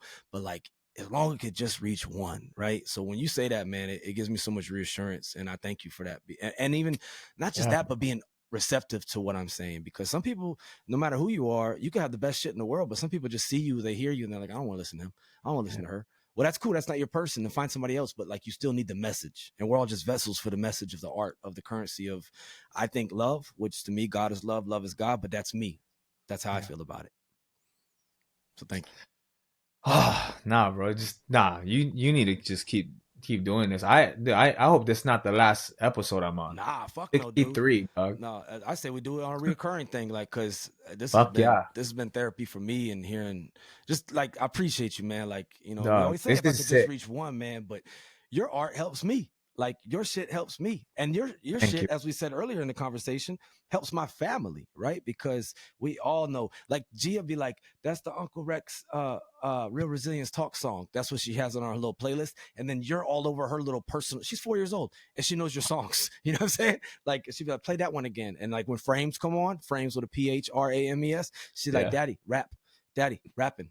And then we have to rap because she knows that's our freestyle beat in the car. Like, the effect you have on others is the bro. most You valuable just, currency there is. But you're having an effect on, you know what I'm saying? So it's a steel sharpens steel. I appreciate you for real. Thank you. bro. So you saying that about Gia, like Jess, my wife, y'all, like Right. she was. I was like, I think I'm gonna take down those MonchichiRex beats, and then my wife's like, why the fuck would you do that? Yeah, don't. So like, how many people still listen to that, and like, Oh, I need and that. it's like it doesn't matter if it's like only 1, 2, or 3. Those people fucking love listening to it. You leave that shit on. I was Yeah. like, no, you're right. You're Yeah. right. You're And right. you saying this right now, I'm Oh, never you're gonna on take her them. playlist though. Yeah, well, I was just like, if you really do this shit, Plus, let me you know need so I can instrumentals for the kids. so I can screen record. You know what I'm Yeah, saying? yeah, Yeah. You like Snoop with the bow wow wow wow wow. You doing yeah, Monchichi dude. Rex? So my wife's one of my wife's besties. She's a teacher. She's a school teacher, and she just told me she plays the Snoop Dogg the kid songs Oh yeah, it's good, man. for her students and stuff. She's like, I play that all, like, what's it called, Snoopy Land or something like Yeah, that. She's that's a like, bug right there. yeah, dude, yeah, That's a I play that bug all the right time. there. It's That's tight so though, man. I was like, this actually, like, he got some good see. beats, some good, like, people spitting on that show. My mom was like, son, maybe you should make some songs where there's no cursing, and more people will like it. I was like, what the? Those ain't my people. I was like, yeah. I was like, then Snoop Dogg does that, right? Yeah, There's yeah, an yeah, yeah, elementary yeah. school. You're like, dang, mom. Dang, ma. Yeah, no, I battle with that too, man, because there's a lot of, it's same with comedy. Like, it's Yeah, just not to just be cheap, because just cussing to cuss is cheap. Like, it's easy. But like, there's just a yeah, cadence and a rhythm that cuss words help with, especially uh, with rhyming or with comedy or with speaking. But not to use it as a crutch, right? So I totally right. get that. I respect that, but it's almost, I somebody's listening and they're like, well, just be more articulate. And I'm like, you're right. But at the same time, this is part of me articulating Yes, things. You know what I'm saying? So I see both sides. I really do. yeah, And I know some people that aren't like crazy religious or anything like that. They just don't like to swear. right, They don't like it, but that's why it's teach their own, and it's called freedom of right, speech. Right. But exactly. I'm with you so much on that, man. Cause I've been told the same thing. Like, comics notice a lot of times that you get more paid work if you go clean with comedy. But like, maybe it's just my messed up brain, but like sometimes raunchy stuff is just more funny to me. But Dude, yeah, and it's you can't be fake. Like, that's just not me. But like, there is a place, obviously, like Nate Bargatze. That dude is hilarious, and if you watch his stuff, he don't cuss at all. no Like, curse. no Yeah, curse, and he has like families at his shows, and I'm like, man, that's awesome, that's amazing, and I'm sure he has to work hard at it, but like, that's just not me. But I love his stuff. Every time a new special of his drops, I love that dude. He's hilarious. That Tennessee whiskey kid, dog. that dude is funny, but he don't say not That's why one we bad word. have. That's why they have different brands of shoes, bro. You got to find your people. You find your fucking brand, dog. Yeah, Like everybody doesn't have to like Dave Chappelle, but if he comes to town, he's gonna sell out because people that yeah, love Dave Chappelle are gonna come see him. right. Or certain artists. Like, I honestly, no diss to her. I love her. I love her. I think she's a cool person. I don't hate her on her for nothing. I think she's helped bring the game to other people. But like, there's not like one Taylor Swift song where I'm like, I really dig this. That's just not my sound. But like, you put on Adele could make a song with burping, and I'd be like, yo, she is the greatest artist ever. Right? But like, but for other people, they just don't get it. But they obviously have their people. Like, you just need to find your people. That's why I think it's, and I've learned this through ASAP, through the Armed Services Arts Partnership, and I've learned this from Bobby Oliver, a mentor that's out in Cali. Like, you have to express your real truth in your art, because the people who will really get it, they need it. They need you. They need you to be that vessel, and you express it in your way. Obviously, don't just be vulgar to be vulgar, and don't be hateful or malicious. No, nobody's trying to say do that. But like, there's a beauty in you being real and sharing your real, because people go, oh, like we said earlier, oh, you too? You too? Like, you go through that too, Rex? I didn't know that. You know what I'm saying? It's deep, man. And that's why I just think you got to be real. But for Nate Bargatze, that's his real. That's great, because people get to see that. And I even get to benefit from it. And I don't express the same way, but I receive his message. I know I just went on a tangent. That was crazy. Sorry. No, dog. That was like some Matrix shit in my head. I It made sense do. when I was thinking it though. It's nuts because I feel like I think that's why like I grew a liking to you too, because I was like, dude, this guy's just like me. He's just like me, dog. Like, look at our conversations, bro. We're both going on fucking like tangents and fucking we're just like, but I'm in it. I'm all about it, bro. Tangent some Dude, more. me too. I'm in it, dude. Like I was like, fuck yeah. If I can get homies around me that act just like me, we'd fucking be the Power Rangers, son. I'm like, holy fuck, we Captain would, Planet with our powers dog. combined. Yeah, Win. I'll be the one who's like water. yeah, dog. For real, I'm like, man, and that's really what it is, right? Like you said, you find your people, and like you, my people, dog. You my people, dog. And Yeah, dog. And I love and appreciate you, and that's the Love beauty you, of brother. I love you, dude. Like just being real and being open, because you were able to see in me and I was able to see in you. Oh, that's now my people, right? And I say it again, man. I don't care if you're introvert, if some people like crowds. I get what's weird with me, I get fucking anxiety and shit in crowds, but if I'm on the stage, I have no anxiety. Is that not weird? Right? I think Wow. it's like a mental, I think I'm in control thing or something. I don't know. But Wow. even people who I don't really like big crowds. Like I get like antsy and I want to be in the corner and I want to just be like watching, and I'm like I have situational awareness, but we know it's called paranoia in the civilian world, right? But had I not been real, had you not been real, had not been open, like we wouldn't have, found a friendship, a bond in each other. And I share that with everybody out there. Like, even if you don't like people, still try to be the friend that you need, and you'd be surprised about, what now it's 8 years later and you're one of my best friends to death. Yeah, You know bro. what I'm saying? And I met you through a fellow best friend who is also a best friend of yours. You know what I'm saying? And yeah, man. Dude, that guy's a full-blown dad now. I know, right? Who'd have ever thought, right? We thought he was just gonna be a fucking jet setter party animal for life, dude. I thought he was just gonna be the cool uncle forever, bro. Yeah, dude, He's a dad in lieu of third dog. award. Yeah. Dog, I was like, wow, bro, you have like your own crew here. And Raiden was like with all his homies. Yeah. Dude, he was like, man, it was really cool. It was dope. No, I love that dude, man. But that all comes from, I say closed mouth don't get fed, but a closed mind don't get fed either. You know what I'm saying? So being open-minded, being willing to open up to other people. And I try to really share a lot of resources on here because I want, some people we don't know what we don't know. So like whether it's ASAP or whether it's Overwatch Project, or man, there's so many countless ones, but I've shared them on other episodes. But maybe it helps you find your people, and hopefully that's what we can all do, because I think we need Sebastian Younger, the book Tribe. Like, we need people. We need people, man. We really do, man. We do. I don't want this to be the last episode by any means, man. So whenever you feel froggy again, please jump out. And I know we riffed a whole lot in many different directions, but one question I always ask everybody, and this doesn't have to be the end of our conversation, but I want to make sure I ask you before I forget. A lot of people out there hurting right now, man. We are at all-time record highs right now for death by suicide. People making what I call a permanent choice, or taking a permanent solution for a temporary problem. Like, everything in this world is temporary, in my opinion. I've learned that, I lived that, but I've also been suicidal. And most people, I heard a good man yesterday, Karan Andrews, say this on a podcast I was listening to, but most people aren't doing it to be hurtful to other people. Most people aren't doing it to be weak. They're not doing it to be selfish. They're doing it because they want their pain to end. And this seems like a viable option of taking their own life. And I just, all the many forms of death, there's so many of them. I mean, Final Destination, whatever, 7's coming out next week, right? There's many ways to die. But I do think the one preventable way of death is the suicide. I think that's one preventable method. You can't even prevent homicide all the time sometimes, right? But I think we could prevent suicide. And if someone's out there right now and they're listening and they're like, I've heard y'all go back and forth, great, y'all love each other, y'all both Marines, y'all like music, y'all like art, great for you, motherfuckers. I got this going on, XYZ, fuck this, I'm out, I don't feel like being around here no more. And they're thinking of that as an option right now, because we always want to say something after. But if you could say something to them before they make that final decision and they choose to take their own life, what would you say to them, my friend?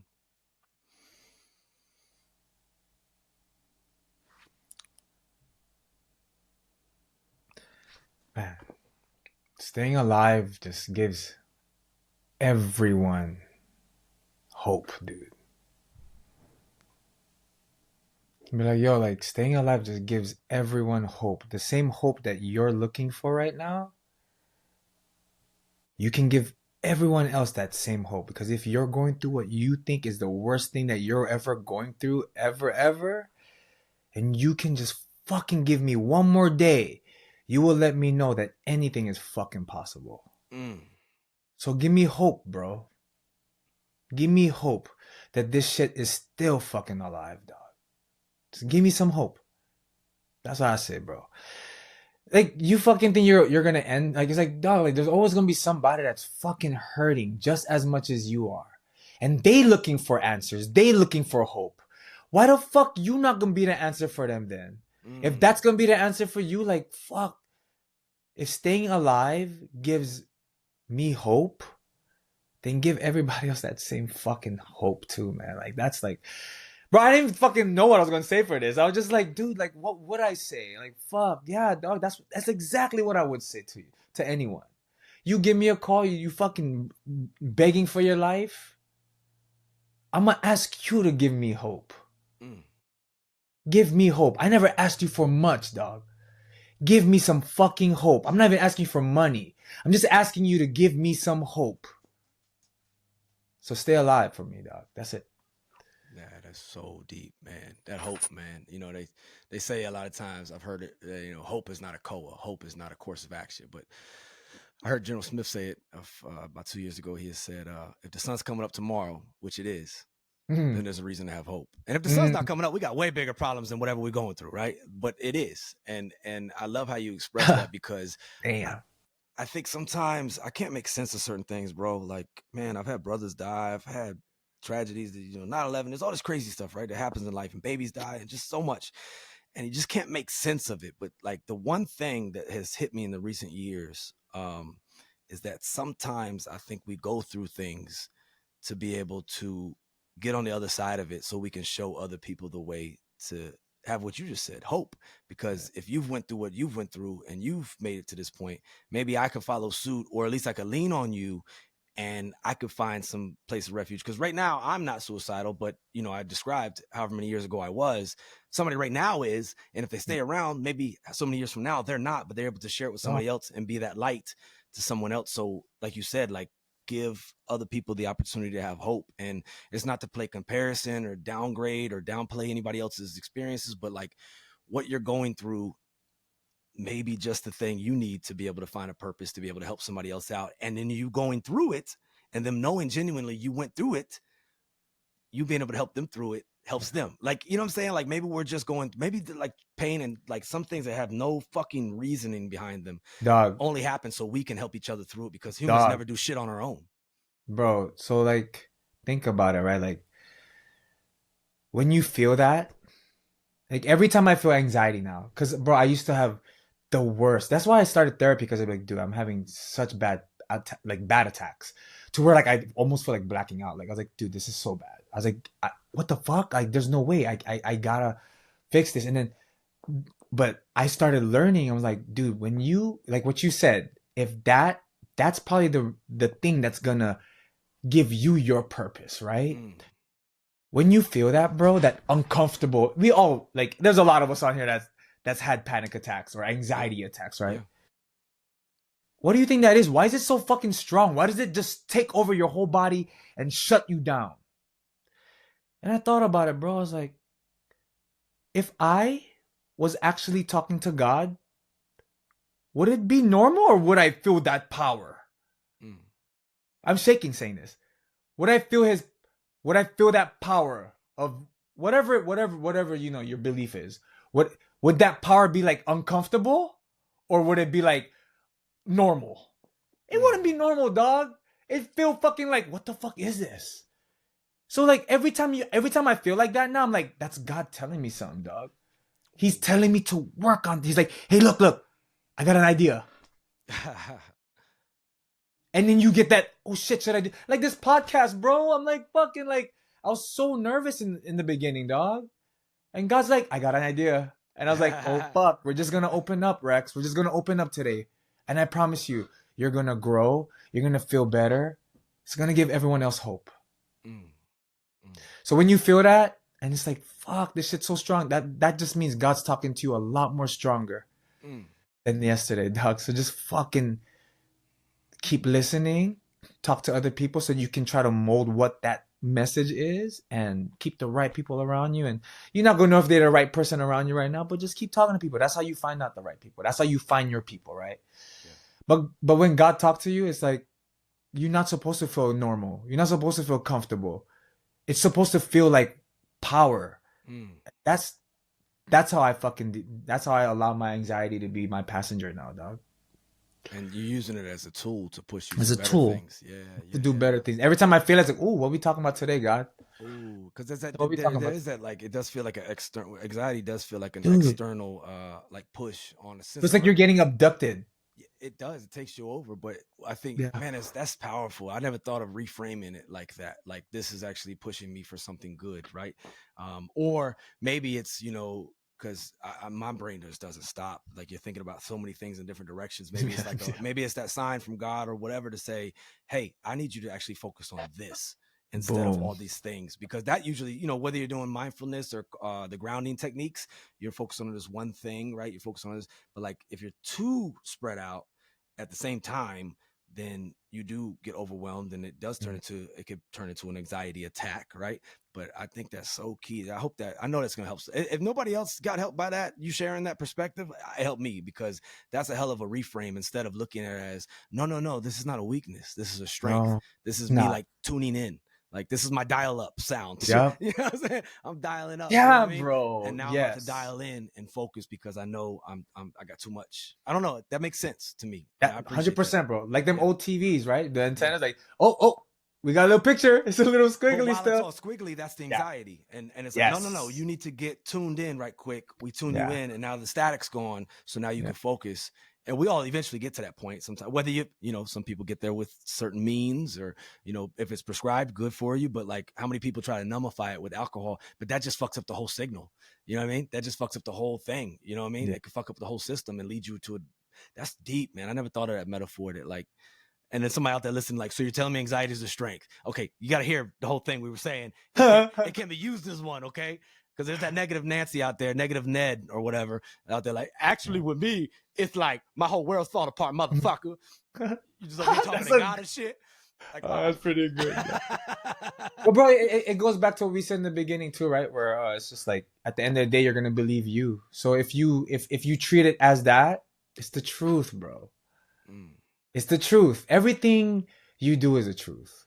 Fuck what I say. Fuck what you say. Fuck what everybody say, dude. It's like whatever I think is the truth. So if I believe that is what that feeling is, that's God talking to me, trying to help me figure things out, then that's what it is. Because I tell you what, when everything's great, you don't get anxiety attacks. That's true. That's true. That's true. But then when you gotta fix something, you're like, oh fuck, what's wrong? Yeah. That's God telling me, hey, I know we're doing good here, but let's work on this too, yeah? Yeah. All right. That's that big. Yeah. Man. That's So it's the truth for me, yeah. I like that, because it helps you take your mind frame off of I'm a victim, or it's a crutch, or this is like a fault or a flaw in me. Actually, this may be like I got a really good signal that tells me when I need to tune in a little bit better. It depends on how you frame it. Yeah, and that's therapy, yo. No, it really is. I got that from my therapist used to be like, just allow it to be your passenger, and so you get comfortable with it. Yeah. And I was like, okay, how do I let this motherfucker be my passenger? Because God, I cannot handle this passenger. Yeah. And when I figured it out, I was like, come on, what else we got to work on? Yeah.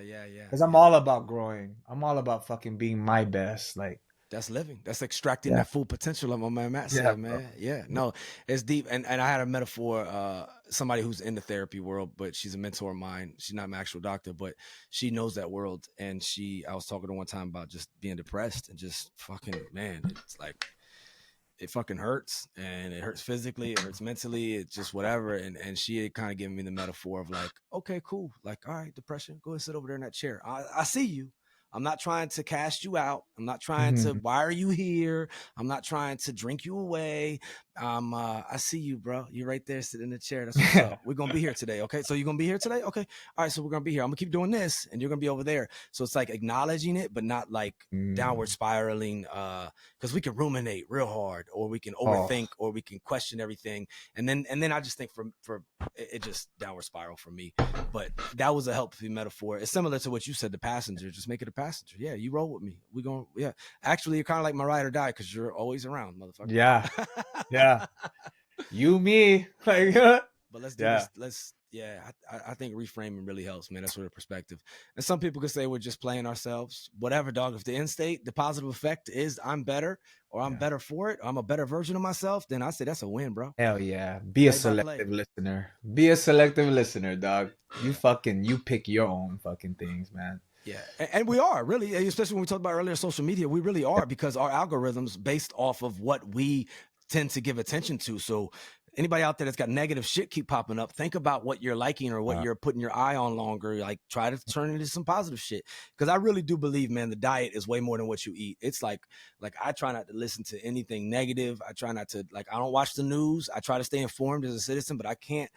That doesn't do me well, and I get into negative mode, and what you feed your brain, what you garbage in, garbage out, right? So think about what is in your overall diet, and that's to include what we talked about a lot on this episode is the people around you. Be careful with what's in your diet. And some people can actually digest that better too, right? Like, that's true. Like my wife, she loves watching the fucking news. I'm like, mine babe, too. I don't even understand how you can start your morning. Like, that's me. Me too. But it doesn't affect her day. I want to start a revolution. Depending on what channel I'm watching, I'll be like, I can start the revolution today. Yeah, dude. You know, that's just like radical.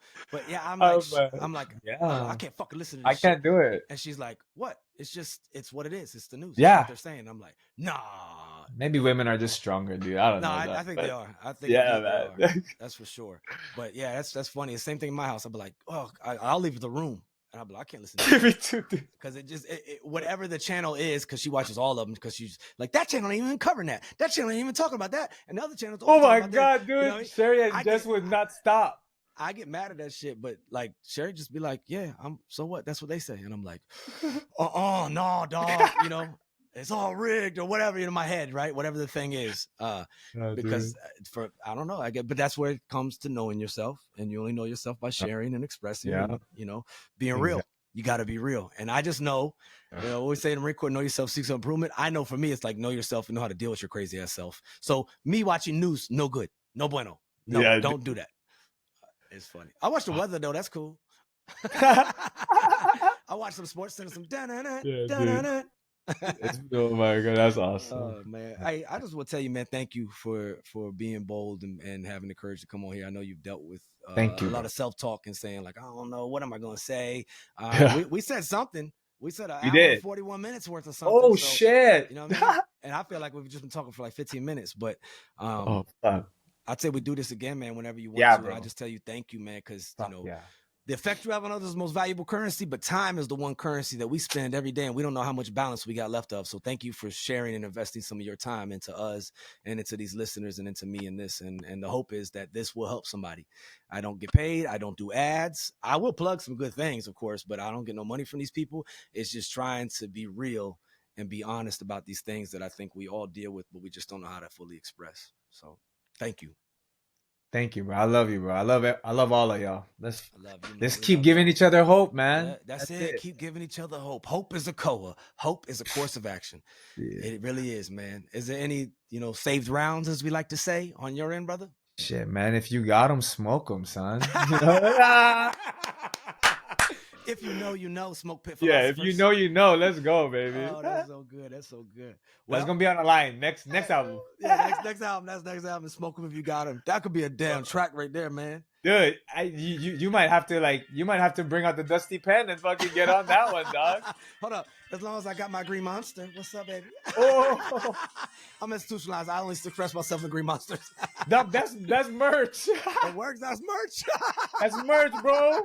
You said sell some Coach Cam Green Monster. Yeah, dog, that's Coach merch. Cam, yeah, and it comes with the self-engraved TTSP, which means this too shall pass. Bro.